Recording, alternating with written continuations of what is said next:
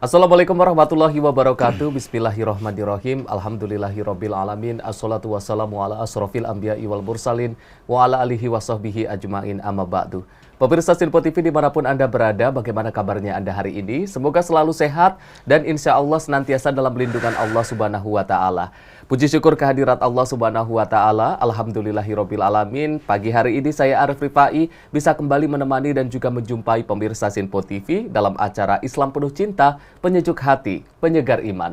Salawat beserta salam semoga tetap tercurah limpahkan kepada junjungan kita Nabiyana wa Rasulana Muhammad sallallahu alaihi wasallam yang kita nantikan syafaatnya kelak di yaumil qiyamah, dan semoga kita termasuk dalam umatnya yang senantiasa istiqomah dalam menjalankan sunnah-sunnahnya. Pemirsa Sinpo TV, seperti biasa saya tidak sendiri karena saya sudah ditemani oleh Bapak Ustadz Ahmad Haris Riswanto. Assalamualaikum Pak Ustadz. Waalaikumsalam warahmatullahi wabarakatuh. Sehat Pak Ustadz? Alhamdulillah sehat, selalu semangat Mas. Selalu semangat luar biasa, Masya Allah. Pak Ustadz, hari ini kita akan membahas tema yang sangat menarik, yakni kita adalah saudara. Kita akan bahas dalam Islam Penuh Cinta, Penyejuk Hati, Penyegar Iman. Pemirsa, Islam menyatukan kita tanpa memandang suku, budaya, ras, tapi kita disatukan dalam iman yang sama, yakni Islam. Tapi kadang-kadang perbedaan-perbedaan kecil ini memantik konflik-konflik yang justru terjadi di tubuh Islam sendiri. Lalu bagaimana cara kita agar senantiasa menghindari konflik, mengatasi konflik, dan senantiasa bersaudara antar sesama umat Islam? Ini akan langsung dijawab dan juga dijelaskan oleh Bapak Ustadz Ahmad Haris Riswanto. Kami persilahkan Pak Ustadz. Baik. Assalamualaikum warahmatullahi wabarakatuh. Waalaikumsalam warahmatullahi wabarakatuh. Alhamdulillahilladzi amarona bil ittihadi wal i'tisam. Wassalatu wassalamu ala sayyidina Muhammadin sallallahu alaihi wasallam wa ala alihi wa ashabihi wa jami'i ummatihi ila yaumiz ziham, amma ba'du. Saudaraku pemirsa Sinpo TV dimanapun berada, juga Mas Arif, semoga Allah terus mengaruniakan keberkahannya untuk kita semuanya. Amin ya rabbal alamin. Perbincangan kita pada episode kali ini tentang kita adalah saudara. Karena kalau merujuk, kita semua ini umat manusia berawal dari satu. Ya ayuhan nas ittaqu rabbakumul ladzi khalaqakum min nafsin wahidah wa khalaqa minha zawjaha wa batha minhuma rijalan katsiran wa nisaa. Surah An-Nisa ayat yang pertama, bahwa perintah Allah untuk kita takwa kepada Zat yang menciptakan kalian min nafsi wahidah, awalnya dari satu, yaitu Nabiullah Adam alaihissalam. Karena kita berasal dari satu, makanya kita saudara. Kemudian wa khalaqa minha zawjaha, kemudian Allah menciptakan pasangannya Nabi Adam. Kemudian dari pasangan Nabiullah Adam dan Hawa ini, wa batsa minhuma rijalan katsiran wa nisaa, Allah mengembangbiakan menjadi laki-laki, menjadi perempuan yang sampai sekarang mungkin miliaran jumlah umat manusia di muka bumi ini. Kalau merujuk dari ini berarti kita saudara, sedarah. Kalau sampai ke puncaknya awalnya Nabiullah Adam alaihissalam. Kemudian ayat ini juga diperjelas dalam satu hadis Rasulullah sallallahu alaihi wasallam, an-nasu kulluhum li Adam wa Adam min turab la fadla li arabiyyin ala ajamiyyin illa bittaqwa. Bahwa semua kita ini adalah berasal dari Nabi Adam. Walaupun dulu ada di pelajaran sekolah, waktu pelajaran sekolah ada pelajaran biologi, ada seorang ilmuwan Charles Darwin mengatakan bahwa teori evolusi manusia ini adalah hasil evolusi dari kera. Kalau saya pribadi sih nggak terima. Tapi itu namanya teori. Teori itu ya bisa benar, bisa enggak. Ya dulu kalau mau menyanggah ya juga harus dengan ilmiah juga kan. Tapi kalau kita sebagai muslim dikatakan bahwa hadis Rasulullah, an-nasu kulluhum min Adam, bahwa manusia semuanya ini berasal dari Nabiullah Adam alaihissalam. Wa Adam min turab, dan Allah menciptakan Nabi Adam dari tanah, dari debu. Kemudian statement Rasulullah yang luar biasa, yang untuk menghilangkan isu sara, la fadla li arabiyyin ala ajamiyyin. Tidak ada keistimewaan khusus bangsa Arab dengan non-Arab. Berarti semuanya sama di hadapan Allah Subhanahu wa taala. Mau Arab mau bukan Arab semuanya sama. Ajam itu bangsa yang disebut non Arab. Rasulullah statementnya luar biasa, yang ini ajaran anti sara sebenarnya kan ya, bahwa la fadla li arabiyyin ala ajamiyyin, bahwa tidak ada kemuliaan khusus, enggak ada privilege khusus bagi bangsa Arab, enggak, semuanya sama. Di hadapan Allah sama. Yang menentukan sisi kemuliaan di hadapan Allah tentu illa bit taqwa. Cuman dengan perjalanannya sejarah, kemudian mulai dari putra-putri Nabi Allah Adam sendiri terjadi pertikaian, akhirnya sampai pembunuhan. Terus berjalan sampai sekarang mungkin udah melewati ribuan tahun yang lalu, tentu pertikaian dan sebagainya tak bisa dihindarkan. Walaupun kita awalnya dari saudara itu. Nah, kemudian untuk bisa memahami lebih lanjut, ada 3 konsep persaudaraan yang dikenalkan oleh Islam. Yang pertama ada namanya ukhuwah Islamiyah. Persaudaraan yang diikat karena sesama kita orang Islam. Syahadatnya sama, sholatnya sama, zakatnya sama, puasanya sama, hajinya pun sama. Secara usul kita semuanya sama, hanya terkadang ada perbedaan dari sisi teknis atau dalam bahasa Arab disebut furu'iyah, cabang-cabangnya saja. Kalau dalam hal syahadat insya Allah nggak ada perbedaan. Sholat juga nggak, tapi dalam teknis sholat itu kadang ada perbedaan. Karena awal perbedaan itu ya perbedaan dalam memahami yang diajarkan oleh Rasulullah. Nah, dalam Islam kita udah diikat dalam satu persaudaraan, yaitu namanya ukhuwah Islamiyah. Kalau dalam ayat Qur'annya, innamal mu'minuna ikhwah, bahwa setiap kita adalah saudara, secara seiman tentunya. Lah memang tadi Mas Arief bilang konflik nggak bisa dihindarkan, tetapi paling tidak bisa mengurangi, asal kita bisa dewasa menyikapi perbedaan dalam hal furiyah atau dalam hal cabang itu tadi. Kemudian yang kedua ada namanya ukhuwah watoniyah, yaitu persaudaraan karena satu negara atau biasa nasionalisme yang diajarkan oleh Islam seperti itu. Itu pun yang diajarkan bersumber langsung dari Rasulullah Sallallahu Alaihi Wasallam. Kemudian dilanjutkan oleh para generasi selanjutnya, para ulama yang notabene ulama itu warasatul anbiya. Ulama itu pewaris para nabi. Itu yang mengajarkan ukhuwah watoniyah. Dalam makalah yang begitu terkenal dari Hadratus Syekh Yai Hasyim Asy'ari, yaitu hubbul waton minal iman, cinta negara bagian dari iman. Indonesia ini mungkin belum sampai merdeka kalau dulu warganya nggak ada kecintaan terhadap negaranya. Mungkin mereka lebih nyaman menjadi kaki tangan penjajah, lebih nyaman hidupnya. Tapi kenapa mereka rela menyerahkan hartanya, nyawa yang cuma satu-satunya? Karena ya ukhuwah watoniyah, persaudaraan yang diikat karena satu negara. Dan ini tidak terbatas hanya satu agama. Apalagi kita di Indonesia ada 6 agama yang diakui, kemudian ada aliran kepercayaan yang juga ada di Indonesia. Kalau di Jawa ada namanya Kejawen, kalau di Sunda ada namanya Sunda Wiwitan. Toh nyatanya juga hidup berdampingan, nggak ada masalah. Nah, ini karena ada rasa kesamaan, yaitu sebagai warga negara Indonesia yang berlandaskan Pancasila dan Undang-Undang 1945. Itu namanya ukhuwah watoniyah. Yang ketiga ini yang lebih luas, yang lebih universal, yaitu ukhuwah basyariyah, bahwa persaudaraan sesama umat manusia. Apapun agamanya, apapun bangsanya, ras, suku, dan lain-lain, kita patut menghargai perbedaan-perbedaan itu. Dan ini alhamdulillah, bangsa Indonesia ini terkenal bangsa yang sangat peduli dengan bangsa lain.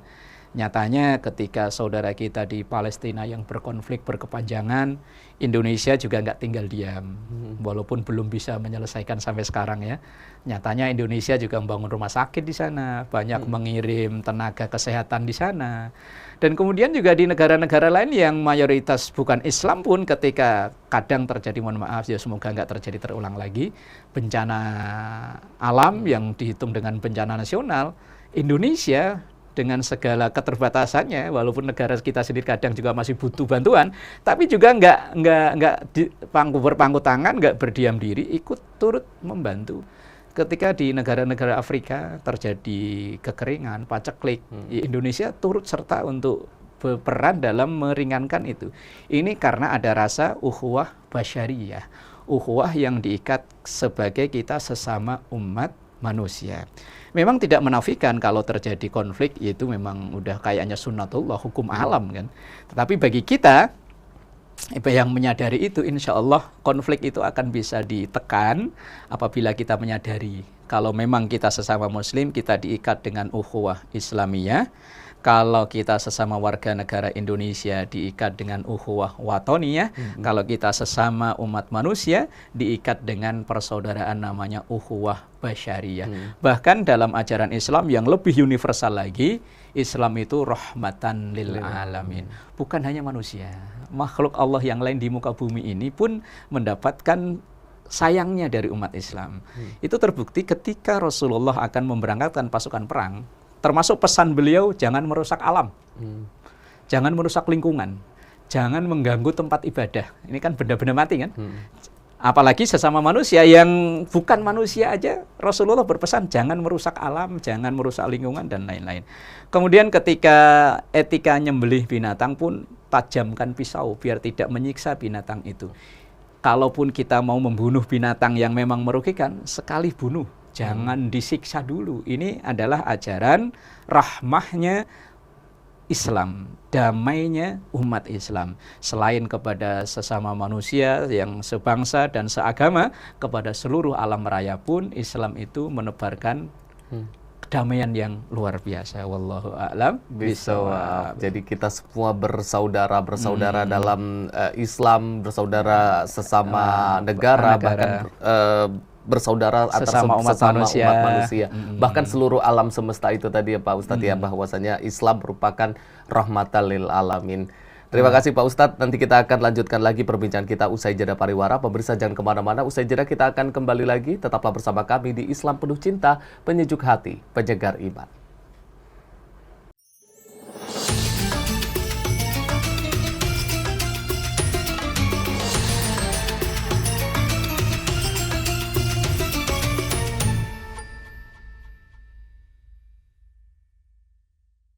Pemirsa, Anda kembali menyaksikan Islam Penuh Cinta, Penyejuk Hati, Penyegar Iman, masih membahas tema kita pada hari ini, yakni kita semua bersaudara. Pak Ustadz berbicara terkait dengan persaudaraan atau ukhuwah, bagaimana Islam ini memandang ukhuwah sejati yang mungkin itu benar-benar baik, yang bisa bermanfaat, itu seperti apa Pak Ustadz? Baik, saudaraku, pemirsa Sinfo TV, dimanapun berada, juga Mas Arief. Persaudaraan yang terbaik itu yang seperti apa, intinya kan begitu ya. Tadi sudah saya sampaikan di segmen sebelumnya bahwa kita ini diikat dalam 3 persaudaraan. Lah, persaudaraan yang terbaik adalah yang membawa kita menjadi lebih baik. Kita bersaudara dengan sesama umat Islam, tentu kita harus selektif umat Islam yang mengajak kita menjadi pribadi kita lebih baik. Jangan sampai kita bersaudara tapi justru malah diajarkan membenci saudara yang lain. Kan tidak menutup kemungkinan ada kita ini dekat dengan seseorang, tapi karena kedekatan kita dengan seseorang itu justru kita malah benci dengan yang lain. Ini yang tidak baik.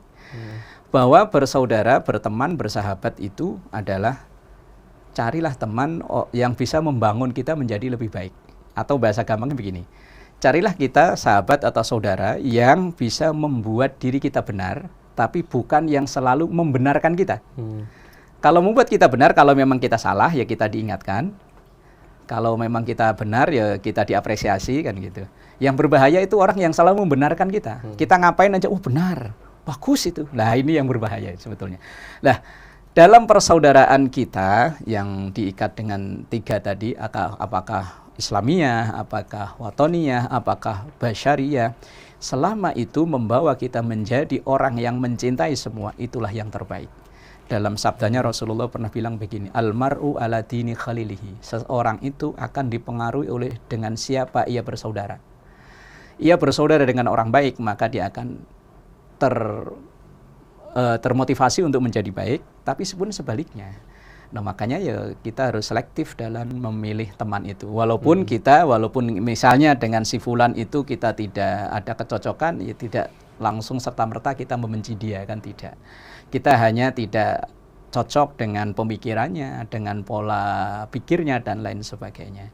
Nah, dalam Islam kita tetap diajarkan bahwa innamal mu'minuna ikhwah, bahwa setiap yang beriman itu adalah saudara. Dan dalam persaudaraan itu la yaskhar qaumum min qaumin asa ayyakunu khairam minhum. Kita enggak boleh benci terhadap yang lain karena bisa jadi yang kita benci ternyata lebih berprestasi.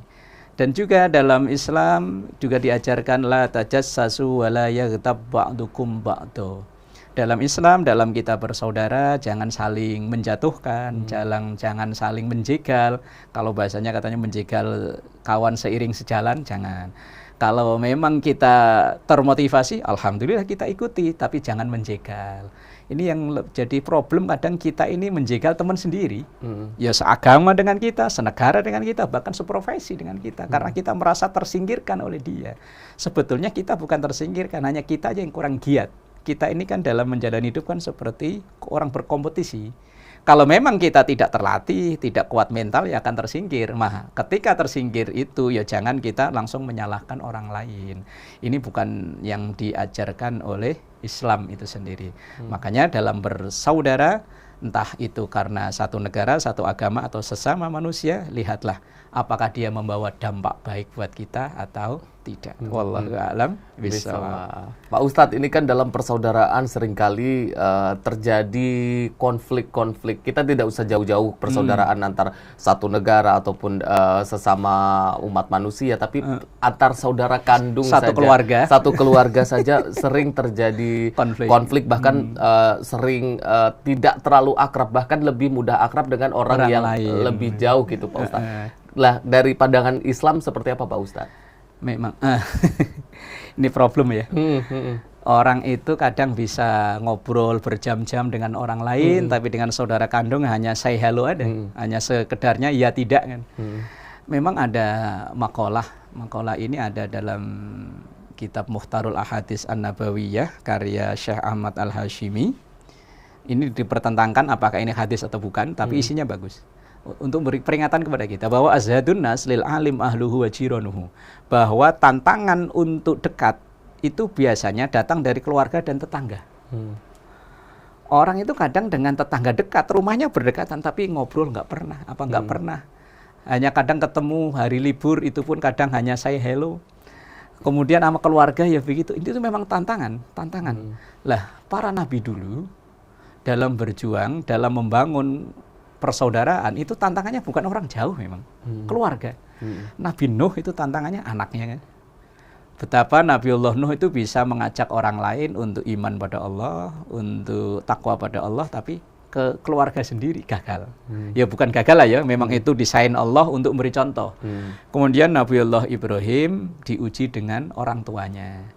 Nabi Lut diuji dengan istrinya, Nabi Musa dengan ayah angkatnya, bahkan Nabi kita Muhammad Sallallahu Alaihi Wasallam ujian terberatnya yang selalu memusuhi bukan orang lain, paman, keluarga dari ayahnya. Ada yang besan, walaupun besan itu tidak memusuhi tapi tidak mengikuti ajaran Rasulullah. Jadi memang sunnatullah bahwa terkadang problem itu terjadi internal dalam keluarga. Kadang dari urusan-urusan sepele. Ya kalau urusan warisan kadang udah umum ya, sering terjadi konflik. Nah, lalu bagaimana menekan seperti ini, kok kayaknya udah menjadi budaya? Kalau dengan orang lain bisa asyik enjoy, dengan keluarga sendiri kok nggak bisa. Nah ini memang butuh pengorbanan. Karena sesuatu yang dekat itu memang rawan untuk berkonflik. Ibarat piring, kalau dekat itu akan selalu gesekan, ada bunyi. Nah kalau di antara dua belah pihak nggak ada yang mau mengalah, pasti akan pecah. Maka ibarat satu piring, satu harus plastik, biar nggak ngalah, biar nggak pecah. Tapi kalau dua-duanya saling ngotot, pecah. Nah maka dalam keluarga itu harus ada yang mengalah itu tadi. Cuman mengalah itu kan bukan perkara ringan ya. Konflik itu dalam keluarga pasti akan selalu ada. Kadang dari hal-hal yang kecil, masalah urusan-urusan rumah tangga yang sebetulnya remeh-temeh, tapi bisa jadi besar kalau diperbesarkan. Dan apalagi mungkin kadang ada yang akumulasi masalah. Dari mungkin menganggap orang tuanya tidak adil. Dengan saya disekolahkan di sini, kok kakak saya di sini. Dengan saya dikasih jatah warisan yang ini kok kakak saya di sini, merasa tidak adil. Akhirnya timbul konflik, ya kadang sampai timbul akumulasi masalah. Seharusnya lah kita tadi ada yang mengalah. Mengalah bukan berarti kalah kan ya. Bukan mengalah, bukan. Memang harus ada yang mengalah. Kalau enggak, kalau satu piring satu sama-sama beling pecah, harus ada yang jadi plastik. Ya. Sekiranya ya memang tantangan memang seperti itulah. Kayaknya di mana-mana hampir nggak beda jauh. Wallahu a'lam bishawab. Pak Ustadz, kalau misalkan kita sudah terlalu lama ini berkonflik dengan saudara kita, entah itu teman ataupun tetangga, bahkan tidak saling menyapa sampai bertahun-tahun, mungkin ya Pak Ustadz. Itu bagaimana hukumnya dalam Islam dan bagaimana untuk memperbaikinya lagi? Kadang kan gengsi juga ini Pak Ustadz. Itu seperti apa Pak Ustadz? Ada hadis punya begini, la yahillu lirajulin ayyahjur akhahu fawqa salasati ayamin. Bahwa tidak boleh atau haram hukumnya seorang muslim dengan muslim yang lainnya nggak bertegur sapa melebihi dari 3 hari. Padahal dia itu masih dalam satu tempat. Misalnya satu kantor, karena ada satu urusan, satu problem, akhirnya dia nggak tegur sapa. Kalau sampai lebih dari 3 hari, maka dua-duanya terkena hukum haram. Wa khairuhuma, maka yang terbaik antara keduanya adalah ayyabda bis salam, orang yang mengawali dengan damai. Tapi tadi kadang gengsi, itu yang harus kita buang sebetulnya, sifat gengsi itu. Lah, dalam hadis ini, kalau memang orang yang berkonflik itu tinggalnya berjauhan, oke lah, nggak bertegur sapa. Ini masih dalam satu kantor, dalam satu perusahaan yang hampir tiap hari ketemu. Kadang kalau papasan mungkin dia seruangan, satu buang muka kanan, satu buang muka kiri. Dan ini kan memang problem. Nah, kalau itu sampai terjadi, Rasulullah bilang tidak halal alias haram alias berdosa seseorang muslim yang memusuhi saudaranya lebih dari 3 hari, mendiamkan saudaranya, nggak tegur sapa lebih dari 3 hari, padahal dia itu fayuridu hadza, ya itu dalam satu tempat tapi yang satu ke kanan, satu ke kiri. Kalau perlu, kalau ada dari sono dia ngumpet dulu. Nah, ini tidak baik. Ini riak-riak kecil seperti ini kalau dibiarkan nanti lama-lama akan membesar. Karena bisa jadi orang yang bermusuhan itu akan ngajak orang lain memusuhi. Si ini akan ngajak teman musuhi si ini akan ngajak. Lama-lama kalau dibiarkan itu terjadi, maka akan menjadi, kalau dalam bahasa sedikit-sedikit lama-lama menjadi bukit. Persoalan yang kecil kalau tidak diselesaikan akan menimbulkan permasalahan. Apalagi yang berkonflik itu orang yang punya posisi. Wah, itu bahaya. Apalagi dia udah punya bawahan, ini punya bawahan, akhirnya bawahannya dikomporin, jangan nama ini, yang ini jangan nama ini. Waduh, bahaya. Kalau itu sampai berkelanjutan, ya inilah awal-awal kehancuran umat ini, ya berawal dari situ.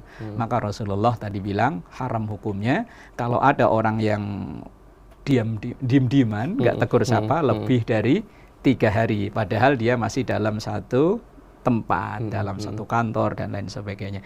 Ini hebatnya ajaran agama kita, bahwa mengajarkan, dan yang terbaik adalah orang yang mengawalinya untuk damai. Entah dia dengan mengucapkan salam, entah dia dengan bersalaman, terus pokoknya cari cara lah.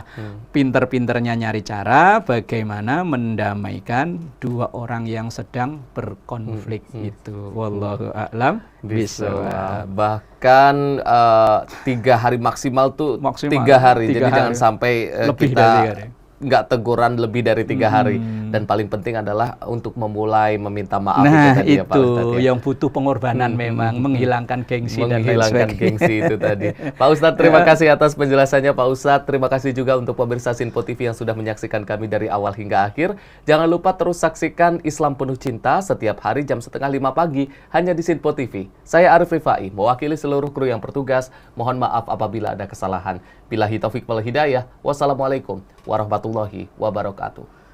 Astaghfirullahaladzim laqal ma'bud ya dzal jalali wal ikram. Bismillahirrahmanirrahim. Alhamdulillahi rabbil alamin.